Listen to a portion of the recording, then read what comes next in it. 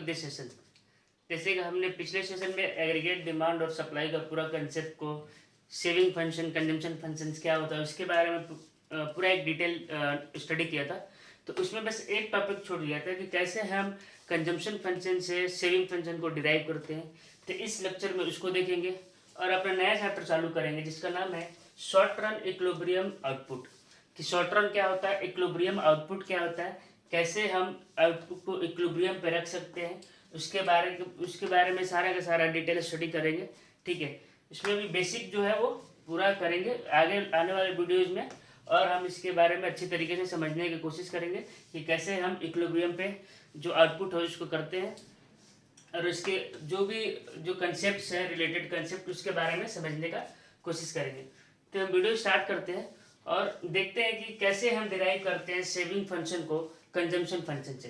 तो जैसे कि मैंने, अगर आप सेविंग फंक्शन आपने नहीं देखा या कंजम्पशन फंक्शन के बारे में नहीं पता तो आप अपने पीछे वीडियो में जाके देखिए।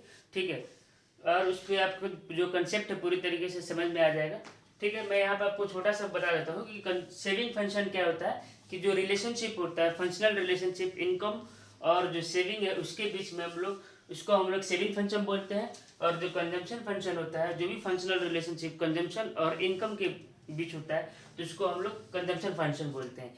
ठीक है, तो मैंने एक एग्जांपल के थ्रू इसको समझाने की कोशिश करूंगा। ठीक है, कुछ नहीं है, बहुत ही ईजी है। आज आप लोग को बोर्ड थोड़ा सा लग रहा होगा कि बहुत चीज़ लिखा हुआ है, बट इसमें कुछ नहीं है। मैं आपको एकदम सिंपल लैंग्वेज में समझाने की कोशिश करूंगा और एक वर्ड में आपको सब कुछ समझ में आ जाएगा।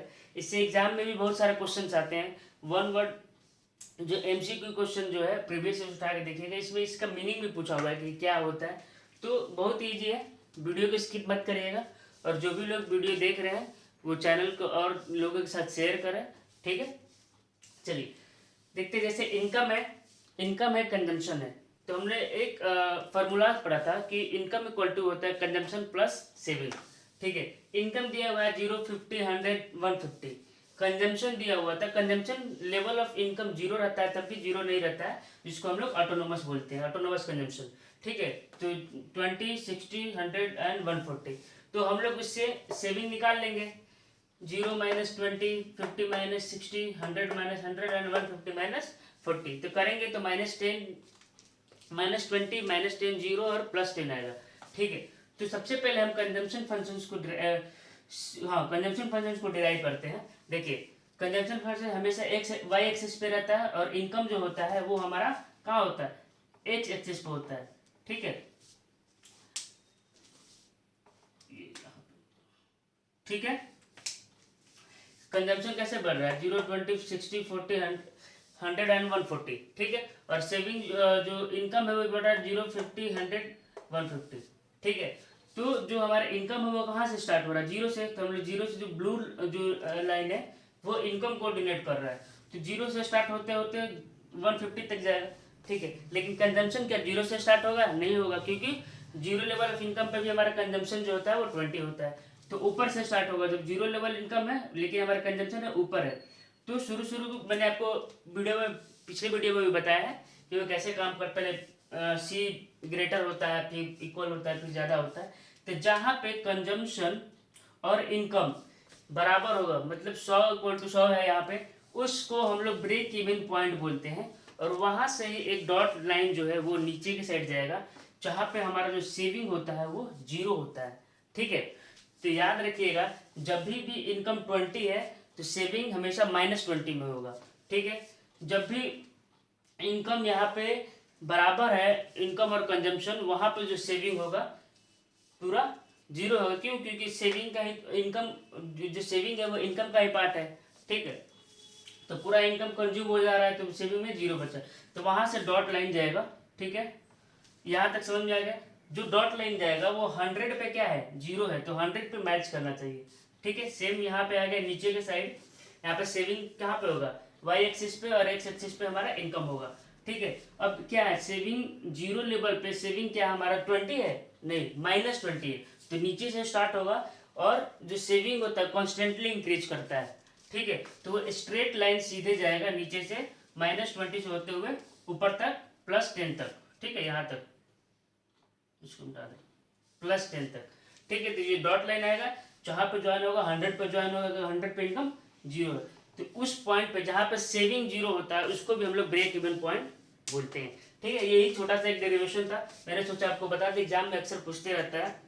ठीक है, अब हम अपने न्यू चैप्टर स्टार्ट करते हैं कि शॉर्ट रन क्या होता है। देखिए, माइक्रो इकोनॉमिक्स में शॉर्ट रन का मतलब होता है कि कोई भी गुड्स और सर्विसेज को जो प्रोड्यूस कर रहे हैं तो उस समय हम टेक्नोलॉजी का जो इस्तेमाल ना करें। ठीक है, तो जो टेक्नोलॉजी है वो रिमेन कांस्टेंट हो जाता है through out the short run. ठीक है, तो कैसे काम करता है फिर, जब टेक्नोलॉजी नहीं होगा तो प्रोडक्शन कैसे करेंगे, जो लेबर है। ठीक है, तो इसके अकॉर्डिंग ये बोलता है कि अगर हम जैसे जैसे एम्प्लॉयमेंट को बढ़ाएंगे वैसे वैसे ही हमारा जो है आउटपुट है वो इंक्रीज करेगा। एम्प्लॉयमेंट मतलब जब हम लोगों को रोजगार देंगे तो वो काम करेंगे, तो क्या होगा, आउटपुट जो है वो ऑटोमेटिकली इंक्रीज हो जाता है। ठीक है, तो जैसे जैसे हम एम्प्लॉयमेंट को इंक्रीज करेंगे हमारा जो आउटपुट है वो भी इंक्रीज करेगा। सपोज कि अगर हम एम्प्लॉयमेंट को 2 टाइम्स इंक्रीज कर रहे हैं तो हमारा जो आउटपुट भी होगा वो 2 टाइम्स इंक्रीज होगा, और जो टेक्नोलॉजी जो है वो रिमेन कांस्टेंट होगा थ्रू आउट द ईयर। इसी को हम लोग शॉर्ट रन बोलते हैं। तो एक सिंपल लैंग्वेज में कि कांस्टेंट रहता है यहाँ पे, it is a period of time where the technology is remain constant, the increasing the level of output is just because of employment. ठीक है, higher the employment higher will be the output. ठीक है, तो अगर full employment हो जाएगा तो क्या होगा, अब सब लोग के पास रोजगार है तो कोई भी आउटपुट नहीं होगा। तो at a full employment the level of output will remain decreases और नॉट इंक्रीज। ठीक है, तो जो आउटपुट है उसके किस कंटेस्ट में है, वो जीडीपी के कंटेस्ट में है। तो जब फुल एम्प्लॉयमेंट का सिचुएशन हो जाएगा तो जो आउटपुट है वो इंक्रीज नहीं करेगा। अब आप ही सोचिएगा, अगर सब लोग अगर काम करने लगेंगे, सब कुछ जो है सबको रोजगार करने लगे तो आउटपुट बढ़ेगा, नहीं बढ़ेगा।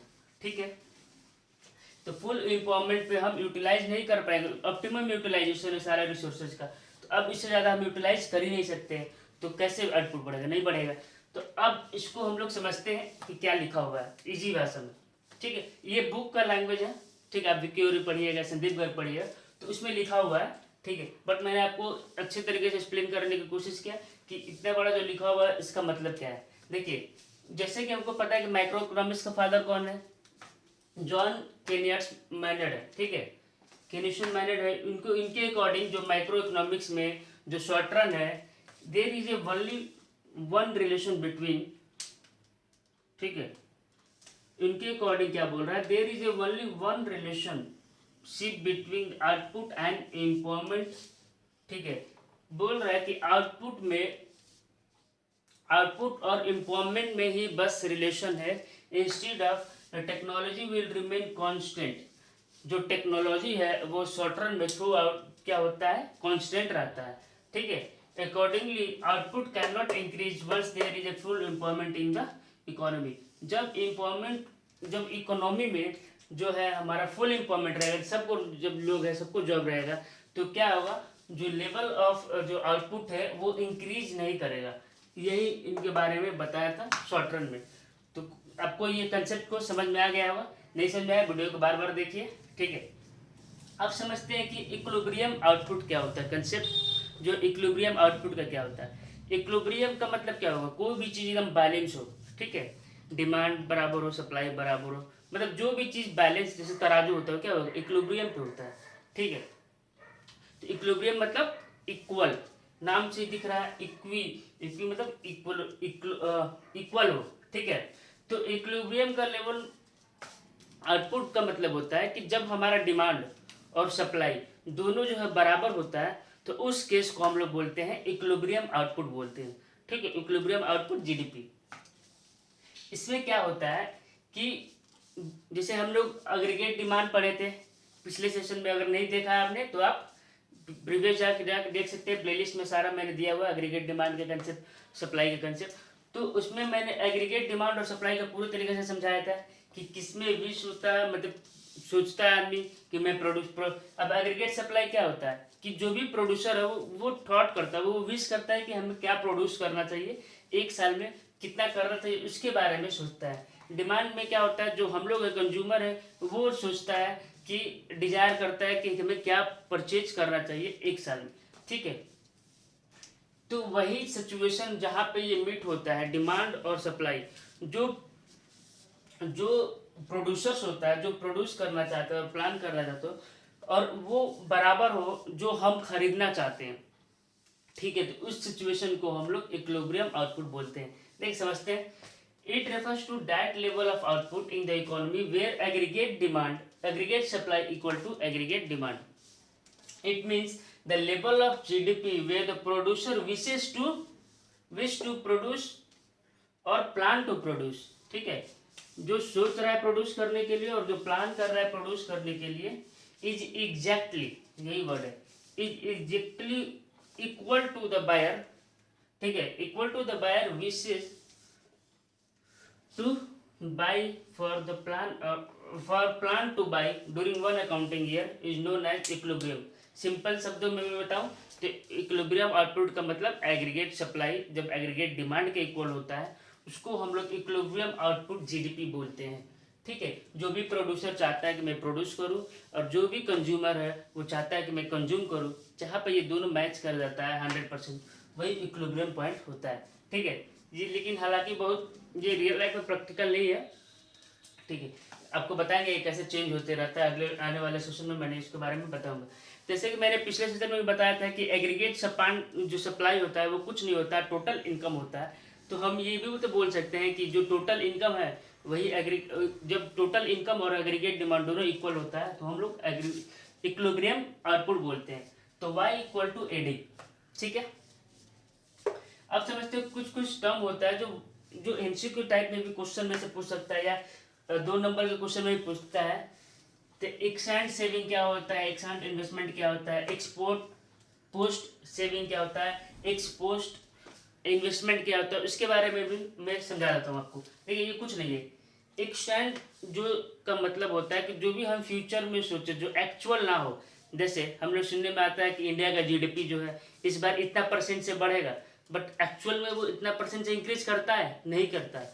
तो जो प्रिडिक्शन होता है, जो हम लोग जो डिजायर करते हैं, ठीक है, कि हमारा जीडीपी जैसे इतना होगा तो वो एक्सेंट बोलते हैं उसको, ठीक है। बट जो एक्चुअल होता है जीडीपी, मतलब मैं एग्जांपल के थ्रू आपको रिलेट कर रहा हूँ, उसको हम लोग बोलते हैं एक्सपोर्ट। मतलब जो फोरकास्ट नहीं, जो एक्चुअल हो, ठीक है। तो इसका वर्ड एक्सेंट का मतलब क्या हो गया कि जो डिजायर हो, जो फोरकास्ट किया हुआ जो एक्चुअल ना हो, और एक्सपोस्ट का मतलब होता है जो एक्चुअल हो, ठीक है। तो अब देखिए एक्सटेंड सेविंग का मतलब क्या हुआ कि जो भी डिजायर सेविंग हम सोचते हैं एक अकाउंटिंग ईयर में करने का, उसी को हम लोग बोलते हैं एक्सटेंड सेविंग। क्या हमारे जो कोई भी चीज़ हम जो फोरकास्ट किए हैं वो हम कैलकुलेट कर सकते हैं? नहीं कर सकते। जब तक एक्चुअल रिजल्ट नहीं आएगा तब तक हम कैसे इसको कंसिडर करेंगे। तो जो भी एक्सटेंड सेविंग होता है वो नेशनल इनकम में कभी काउंट नहीं किया जाता, क्योंकि ये बस एक डिजायर सेविंग होता है और जो प्लान्ड सेविंग होता है, बस प्लान करते हैं कि ऐसा हो, इतना करेंगे, ठीक है। तो उसको बोलते हैं एक्सटेंड सेविंग, ठीक है। ये नेशनल जो इनकम में है वो कैलकुलेट नहीं किया जाता है। इसी तरह से एक्सटेंड इन्वेस्टमेंट, इसका मतलब जो भी इन्वेस्टमेंट हम डिजायर करते हैं या जो प्लान करते हैं उसको बोलते हैं एक्सटेंड इन्वेस्टमेंट, जो ये भी नेशनल इनकम में कैलकुलेट नहीं होता है, ठीक है। एक्सपोस्ट सेविंग जो होता है, मैंने बताया एक्सपोस्ट मतलब जो एक्चुअल रिजल्ट हो, जो एक्चुअल फिगर हो। तो ये जो होता है एक्सपोस्ट सेविंग जो होता है वो एक्चुअल सेविंग होता है जो एक साल में, ये सारा जो है 1 ईयर है, ठीक है। तो actual saving which are record during 1 particular year, ठीक है, is known as ex post saving.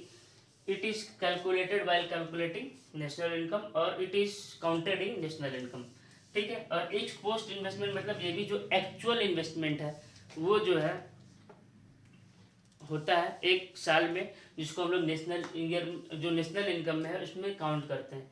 तो आपको होप कि ये समझ में आएगा कि एक्सेंट क्या होता है, एक्सपोस्ट क्या होता है, ठीक है। इस वीडियो में बस इतना ही, आगे हम और भी कॉन्सेप्ट्स को देखेंगे, ठीक है। ये भी चैप्टर थोड़ा सा लेंदी है, ठीक है, बट इसको 2-3 वीडियो में पूरा कवर करने की कोशिश करेंगे। वीडियो का जो लेंथ है वो थोड़ा ज़्यादा हो जा रहा है, तो बहुत ठीक है। तो इस वीडियो में बस इतना ही। Thank you so much.